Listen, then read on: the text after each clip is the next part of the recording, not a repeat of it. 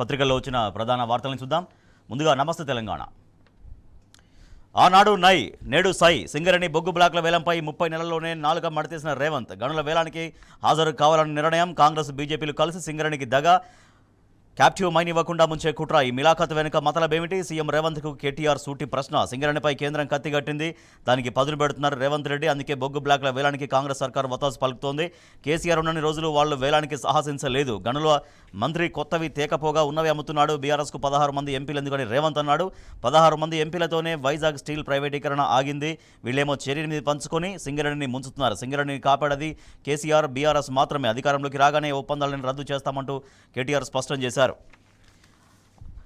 అప్పుడు ముఖ్యమంత్రిగా ఉన్నటువంటి కేసీఆర్ గారు వేలాన్ని ఆపండి, వేలమంటూ సింగరేణి బొగ్గు బ్లాకులపైన కేంద్రాన్ని అప్పుడు సీఎం కేసీఆర్ డిమాండ్ చేశారు. ఈ 4 బ్లాకులు సింగరేణి సంస్థకే కేటాయించండి. తెలంగాణతో పాటు ఆంధ్రప్రదేశ్, కర్ణాటక, మహారాష్ట్ర, తమిళనాడు విద్యుత్ కేంద్రాలకు సింగరేణి గనుల నుంచి బొగ్గు సరఫరా అవుతుంది.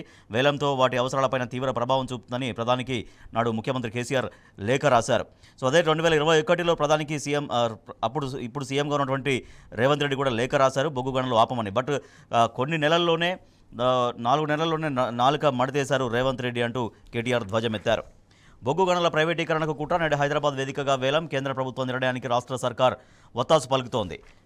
ఉద్యోగాలు ఇస్తారా, గద్దె దిగుతారా? హామీలు అమలు చేసేదాకా వదిలిపెట్టాం. నిరుద్యోగులు విద్యార్థులతో పెట్టుకున్న ప్రభుత్వాలు నిలబడినట్టు చరిత్రలో లేదు. 1:100 నిష్పత్తిలో గ్రూప్ 1 మెయిన్ పరీక్షకు అభ్యర్థుల్ని ఎంపిక చేయాలి. మహాధర్నాలు కాంగ్రెస్ ప్రభుత్వాన్ని ఘాటుగా విమర్శించిన నిరుద్యోగులు. నిన్న తొండ, నేడు బల్లి. సైబర్ సిటీలో తెల్లవారుజామున నిలిచిన విద్యుత్ సరఫరా. కరెంటు కోత, కోళ్ల మృత్యువాత. కాంగ్రెస్ మీటింగ్కు పవర్ కట్.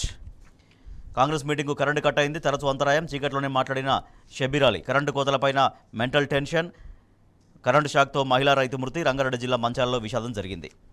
24 గంటల్లో 5 హత్యలు. వరుస ఘటనలతో వణుకుతున్న హైదరాబాద్. ఆసిఫ్నగర్ పోలీస్ స్టేషన్ సమీపంలోని ఇద్దరు హతం. మిత్రుడిని చంపిన దొంగ, భార్యను హత్య చేసిన భర్త. రైలు పట్టాలపై శవమై తేలిన ఈద్ బజార్ యువకుడు. మేడ్చల్ ఠాణా పక్కన నగల షాప్లో దోపిడీకి యత్నం. చెంచు మహిళపై 3 పైశాచిక దాడి. 10 రోజులుగా ఒకే గదిలో నిర్బంధించి చిత్ర హింసలు. లా అండ్ ఆర్డర్ అనేది ప్రశ్నార్థకంగా మారుతున్నట్టుగా ఈ వార్త మనం చూస్తున్నాం. బదిలీకో రేటు. అటవీ శాఖలో అడ్డగోలుగా డిప్యుటేషన్లో ట్రాన్స్ఫర్లు. చక్రం తిప్పుతున్న కీలక వ్యక్తి సహాయకుడు. హామీల భారం, చూపండి మార్గం. బోస్టన్ కన్సల్టెన్సీతో కర్ణాటక సర్కార్ ఒప్పందం. అక్రమార్కులు నిజమే. నీటి పరీక్షకు ముందు రోజే మాకు ప్రశ్నాపత్రం అందింది. రాత్రంతా జవాబులు బట్టి పట్టాం. అరెస్టైన విద్యార్థులు. డార్క్ నెట్ పేపర్ ఆన్లైన్లో విక్రయానికి యూజీసీ నెట్ ప్రశ్నాపత్రం. పేపర్ లీక్ జరిగిందని ఒప్పుకున్న కేంద్ర మంత్రి. భగ్గుమన్న విద్యార్థి లోకం. నీటి అక్రమాలు, నెట్ రద్దుపై ఆగ్రహం. దేశవ్యాప్తంగా విద్యార్థి సంఘాలు ఆందోళనలు చేశాయి. నీటి కూడా రద్దు చేయాలని డిమాండ్. ధర్మేంద్ర ప్రధాన్ రాజీనామాకు వాళ్ళు పట్టుబట్టారు. ఇది ఎడ్యుకేషన్ ఎమర్జెన్సీ. యుద్ధాలను ఆపినట్టు చెబుతున్న మోడీ పేపర్ లీకులను ఆపలేరా? లీక్ పే స్పీక్ ఎప్పుడు పెడతారు? దేశంలో పరీక్షల వ్యవస్థ కుప్పగొలింది. ధర్మేంద్ర ప్రధాన్ రాజీనామా చేయాలి. పేపర్ లీకులపై కేంద్రంపై విపక్షాలు ఆగ్రహం వ్యక్తం చేస్తున్నాయి. లీకులే లీకులు. మోడీ హయాంలో పరీక్షల అభాసుపాలు. 7 ఏళ్లలో 70కి పైగా ప్రశ్నాపత్రాలు లీక్. పరీక్షకు ముందు రోజే పేపర్ లీక్ అందింది. సమాధానాన్ని బట్టిబట్టాం. ఒప్పుకున్న అరెస్టైన విద్యార్థులు. కళాతోరణంపై తీర్మానం చేయాల్సిందే. పోడియం వద్దకు వెళ్లి బీఆర్ఎస్ కార్పొరేటర్ల నిరసన. Greater Warangal budget meeting రచ్చరచ్చ.